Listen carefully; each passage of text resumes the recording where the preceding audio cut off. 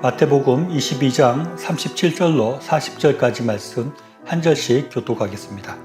예수께서 이르시되 내 마음을 다하고 목숨을 다하고 뜻을 다하여 주 너의 하나님을 사랑하라 하셨으니 이것이 크고 첫째 되는 계명이요 둘째도 그와 같으니 내 이웃을 내 자신같이 사랑하라 하셨으니 이 두 계명이 온 율법과 선지자의 강령이니라.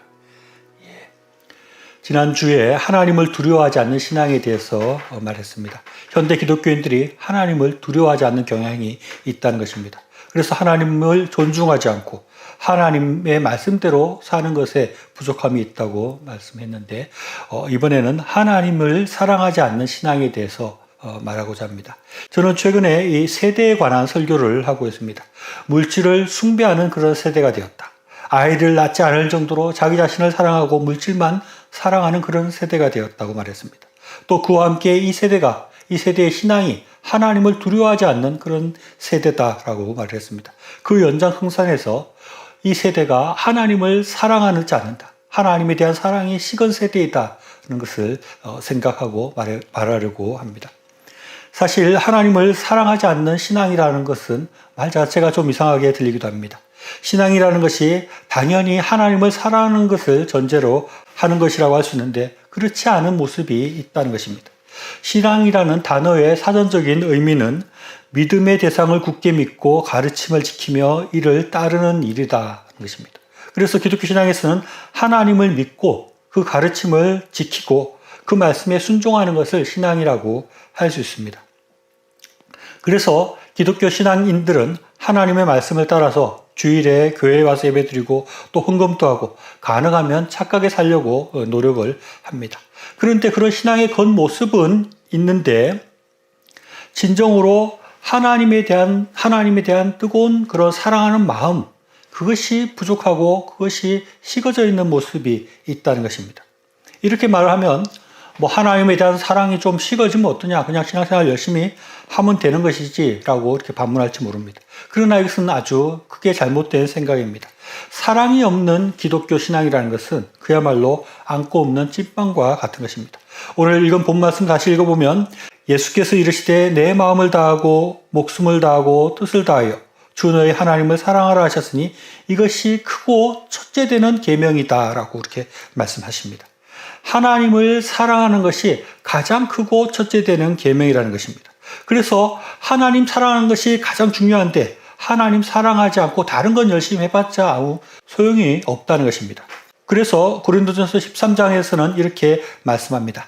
내가 사람의 방언과 천사의 말을 할지라도 사랑이 없으면 소리나는 구리와 울리는 꽹과리가 되고 내가 예언하는 능력이 있어 모든 비밀과 모든 지식을 알고 또 산을 옮길 만한 모듬이 있을지라도 사랑이 없으면 내가 아무것도 아니요 내가 내게 있는 모든 것으로 구제하고 내 몸을 불사르게 내어줄지라도 사랑이 없으면 내게 아무 유익이 없느니라 라고 말씀하고 있습니다.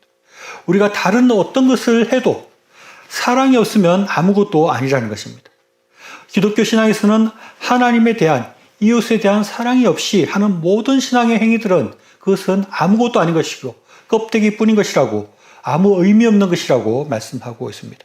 그렇다면 과연 하나님을 사랑한다는 것은 어떤 것일까요? 저는 하나님을 우리가 사랑하는 것이 우리가 사람을 사랑하는 것과 크게 다르지 않을 것이라고 생각을 합니다. 우리가 누군가를 사랑할 때 늘 보고 싶은 마음이 있고 같이 있고 싶은 그런 마음이 있습니다. 또 볼 때마다 가슴이 뛰는 감정의 고조를 느끼는 것입니다. 그리고 사랑하는 사람에 대해서 더 알고 싶어 하고 또 그를 위해서 모든 것을 바쳐서 뭔가를 해주고 싶은 그런 마음이 드는 것입니다. 하나님에 대한 사랑도 마찬가지입니다. 하나님에 대한 사랑이 있는 사람은 하나님을 늘 만나고 싶고 하나님을 만날 때 감정이 고조되고 또 하나님을 알고 싶어서 하나님 말씀을 열심히 읽고 하나님이 또 나아가서 하나님이 원하시는 것들을 하려고 하는 그런 마음이 드는 것입니다. 예수님을 처음 믿게 된 사람들을 보면 처음에 예수님을 믿고 나서 눈물을 흘렸다고 그렇게 간증하는 사람들이 많이 있습니다. 어떤 사람들은 예수님을 처음 만나고 예수님을 내 마음에 모셔드리게 되었을 때 내 마음속에서 내가 이제까지 지었던 죄들이 막 생각나면서 회개의 눈물을 흘렸다고 하는 사람이 있습니다.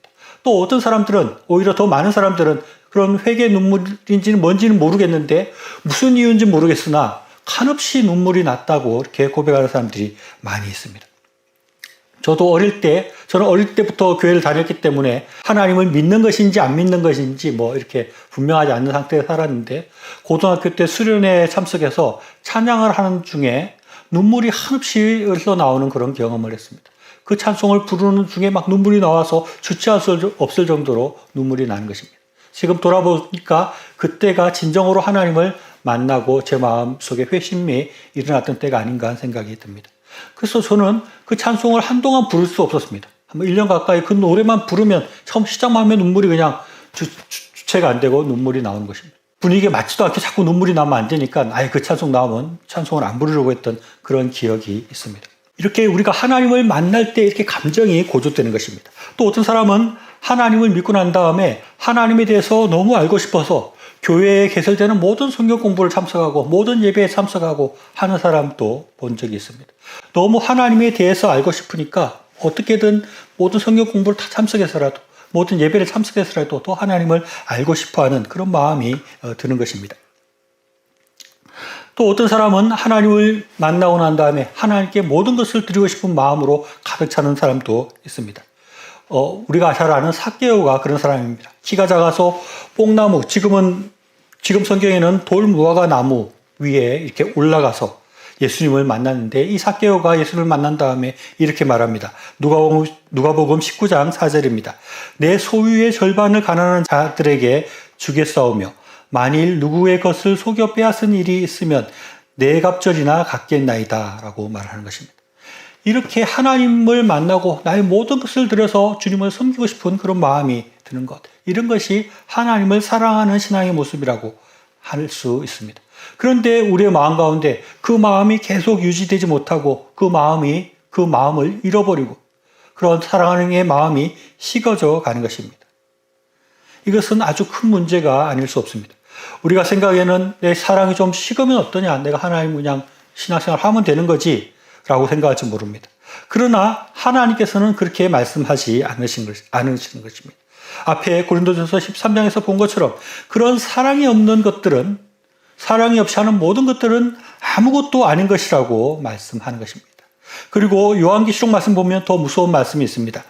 요한계시록 2장 1절에서 5절 말씀, 에베소 교회의 사자에게 편지하라. 오른손에 있는 7별을 붙잡고 7금 촛대 사이를 거니는 이가 이르시되, 내가 내 행위와 수고와 내 인내를 알고 또 악한 자를 용납하지 아니한 것과 자칭 사도라 하되 아닌 자들을 시험하여 그의 거짓된 것들을 내가 드러낸 것과 또 내가 참고 내 이름을 위하여 견디고 게으르지 아니한 것을 아노라. 그러나 너를 책망할 것이 있나니 너의 처음 사랑을 버렸느니라. 그러므로 어디서 떨어졌는지를 생각하고 회개하여 처음 행위를 가지라. 만일 그리하지 아니하고 회개하지 아니하면 내가 내게 가서 내 촛대를 그 자리에서 옮기리라 라고 말씀하고 있습니다. 에베소 교회가 좋은 교회였지만 처음 사랑이 식었다는 것으로 하나님의 책망을 듣고 있는 것입니다. 에베소 교회는 하나님을 위해서 많이 수고했고 악하고 거짓된 자들을 분별하고 게으르지 않고 열심히 신앙생활을 했지만 처음 사랑을 버린 것 때문에, 다르게 표현하면 그 사랑이 식어졌기 때문에 하나님의 징계를 경고받고 있는 것입니다. 혹시 우리의 신앙이, 또 우리의 교회의 모습이 에베소 교회와 같이 나름 열심히 신앙생활하고 하나님의 일을 많이 한다고 하고 있지만 실상은 그 사랑이 식어져 있다면 하나님의 징계 앞에, 하나님의 심판 앞에 있는 상태라는 것을 우리가 반성해야 합니다. 제가 어릴 때 각 교회에서 서양 교회들을 많이 비판을 했습니다. 서양 교회는 신앙이 식어 있다는 얘기를 많이 했습니다. 그 서양이 어딘지, 또 어떤 교회를 말을 하는지, 서양에도 굉장히 다양한 교회 있고 또 많은 나라들이 있기 때문에 일률적으로 말할 수는 없지만 어떻든지 그때는 서양 교회는 신앙이 식어 있다, 서양 교회는 뜨거움이 없다, 이런 말에 모든 사람들이 공감을 했습니다. 우리나라 교인들처럼 뜨겁지도 않고 교회에 많이 모이지도 않고 간절하게 기도하지도 않는다라고 말했습니다. 그리고 젊은 사람들도 별로 없고 나이 든 사람들만 교회에 있다고 이야기했습니다.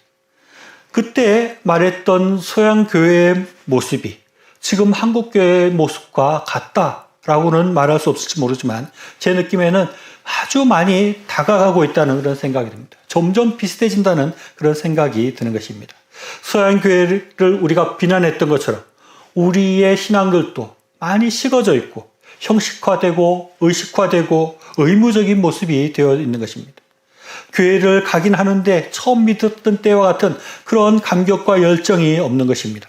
하나님 말씀에 대해서도 듣기는 하는데 진짜 하나님의 말씀에 대해서 하나님께서 무엇라고 말씀하시는지 듣고자 하는 그런 열망이 많이 식어져 있는 것입니다.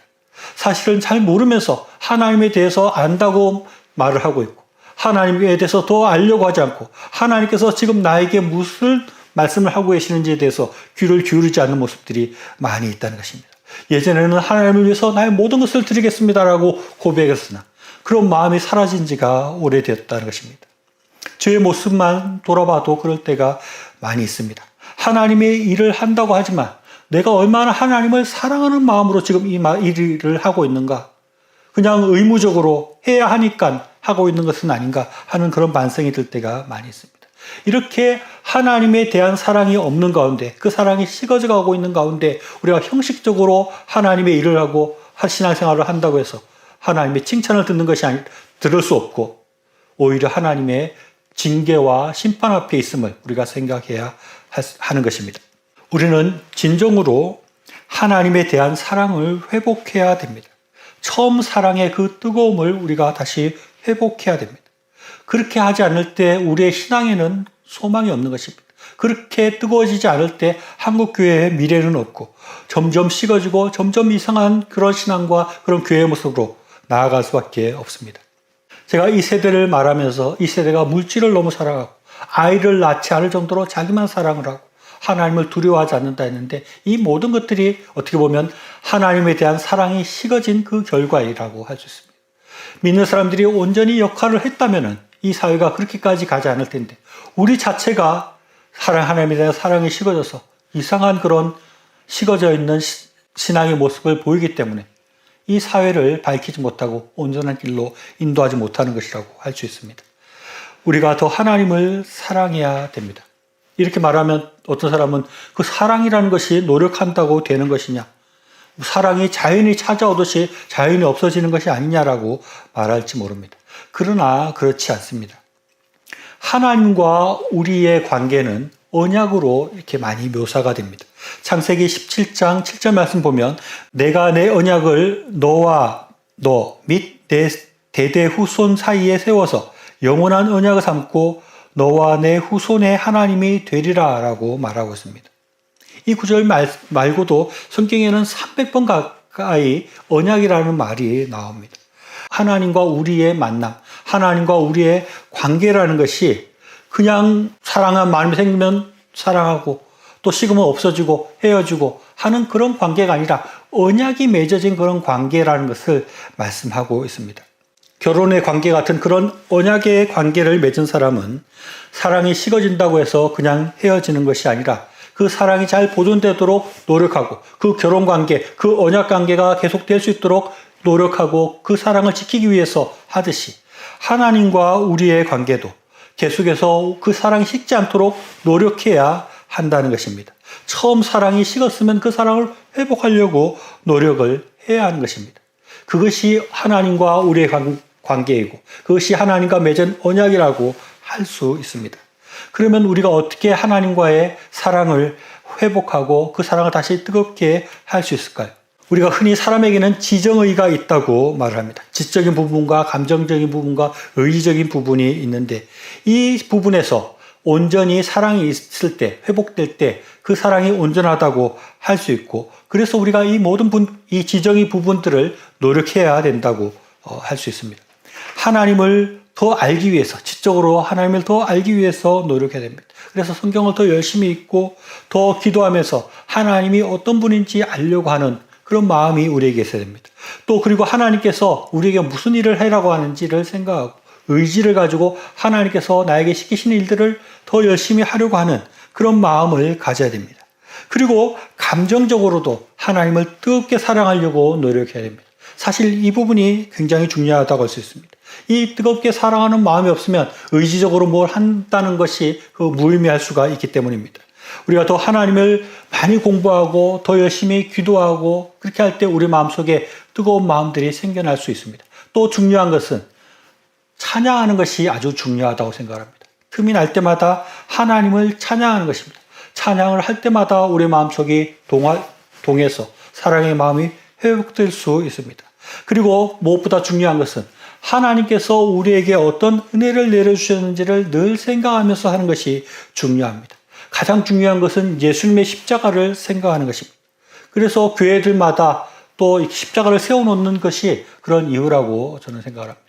십자가를 보면서 예수님께서 나를 위해 죽어주셨구나 하는 것을 계속해서 반복적으로 되뇌이는 것입니다.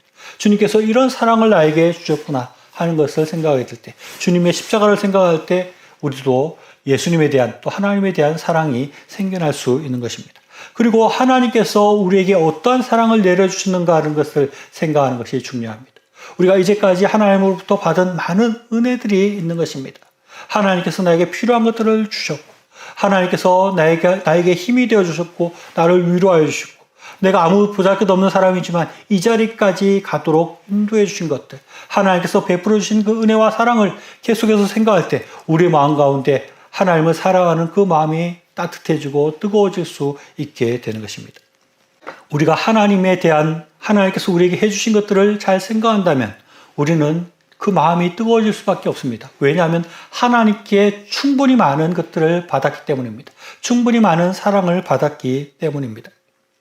우리의 신앙 가운데 하나님을 사랑하는 마음이 식어진다는 것은 굉장히 큰 문제입니다. 이것이 그냥 쉽게 좀 뜨거울 수도 있고 식을 수도 있지 이렇게 할 문제가 아니라는 것입니다.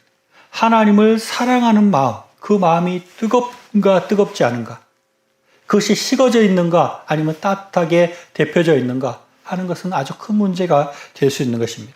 이렇게 하나님을 사랑하는 마음이 없이 하는 모든 신앙생활들은 그것은 아무것도 아닌 것이고 무의미한 것이 될 수 있고, 그런 상태는 하나님의 심판 아래, 하나님의 징계 아래에 있는 상태라는 것을 우리가 생각해야 되겠습니다.